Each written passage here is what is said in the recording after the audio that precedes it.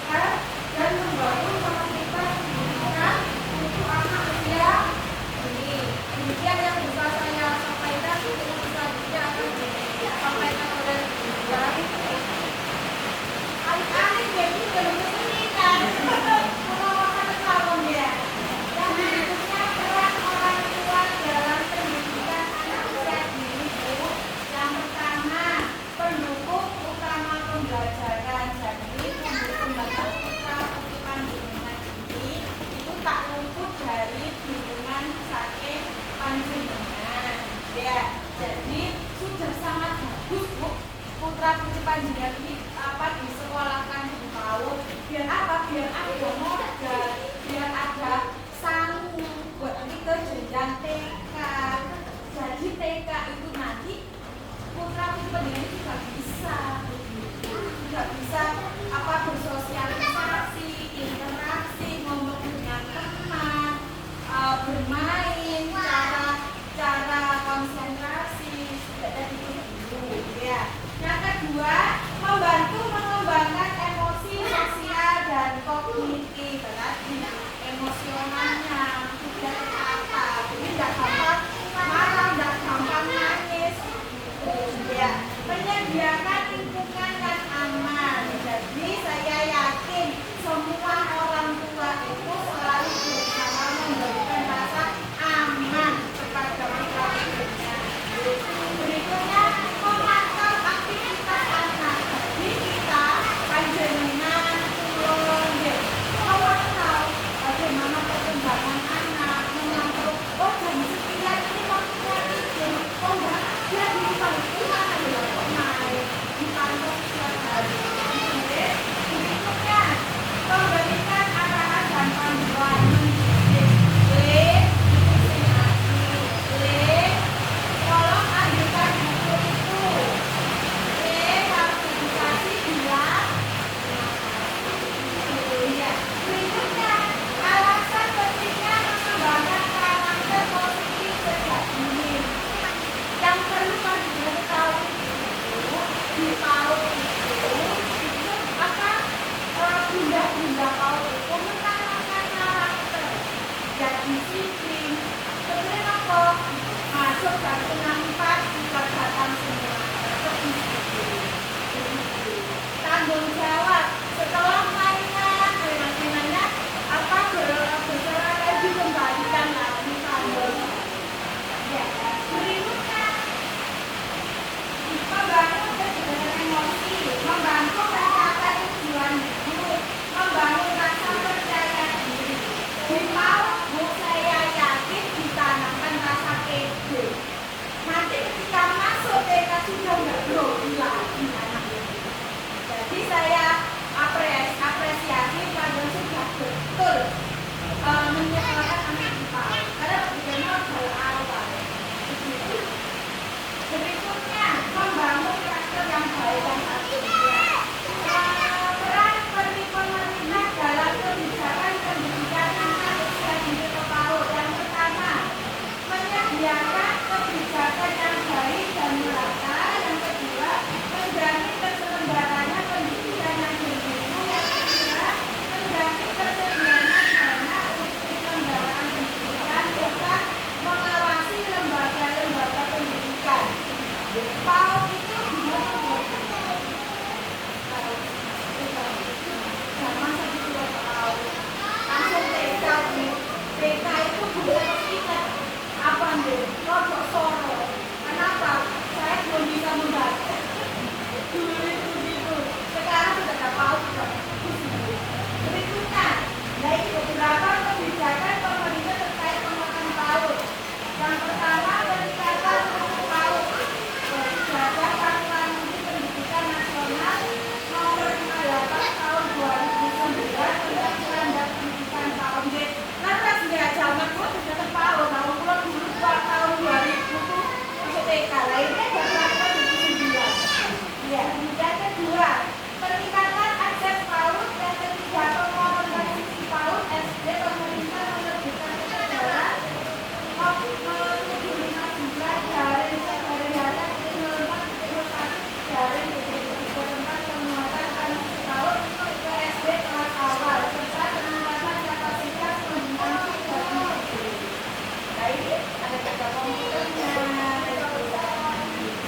Nah ini ada yang terakhir pesan kunci. Investasi terbaik untuk masa depan adalah pendidikan anak usia dini. Yang kedua, bersama-sama kita bisa menciptakan generasi unggul sejak dini. Saya yakin panjenengan semua itu pengen putra putrinya jadi orang sukses kan begitu.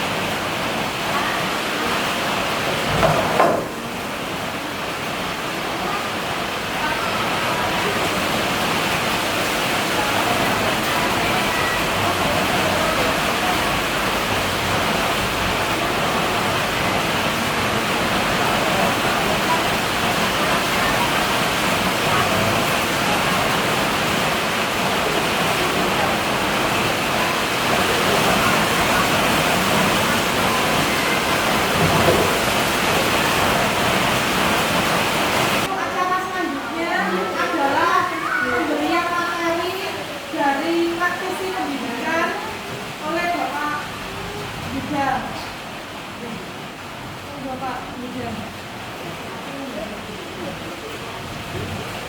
Baik Bapak Ibu, Assalamualaikum warahmatullahi wabarakatuh. Ibu-ibu semua ya. Ya, mohon maaf karena saya juga sudah tenaganya sudah habis kalau pulang kerja. Tapi saya di sini diminta untuk membantu. Jadi kita saling bekerja sama, ya Bapak Ibu. Ibu-ibu. Ya. Jadi begini ibu-ibu, tadi disampaikan bahwa saya berkesempatan untuk memberikan apa itu pendidikan di anak usia dini. Jadi kita balik dulu apa itu pendidikan. Pendidikan itu berdasarkan undang-undang pendidikan nasional itu adalah usaha sadar. Jadi dari mana mulai anak itu belajar? Dimulai dari anak itu sendiri. Ibu-ibu akan bertanya, kapan anak saya akan menjadi anak yang cerdas?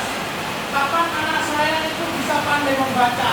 Kapan anak saya pandai menghitung? Sebenarnya itu sudah dimulai sejak anak itu mau berangkat sekolah. Jadi apa yang harus saya tanamkan terlebih dahulu adalah tekad yang membuatkan anak saya supaya mau berangkat. Terutama hal ini yang luar biasa, cuacanya mendung, hujan, tapi ibu semuanya mau datang untuk sekolah. Kemudian yang kedua, dari mana anak-anak ini belajar?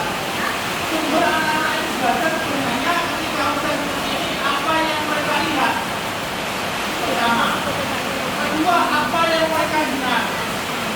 Jadi lingkungan pertama kali mereka belajar itu adalah di rumah. Kedua adalah di sekolah ketika bertemu dengan teman-temannya.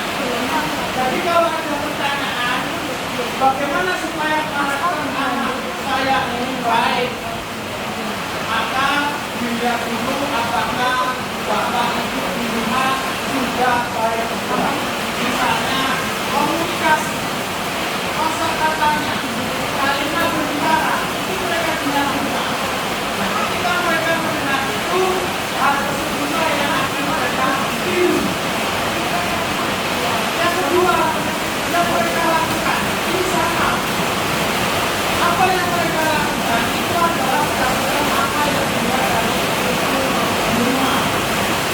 Jadi ketika itu dilakukan oleh anak-anak juga baik. Jadi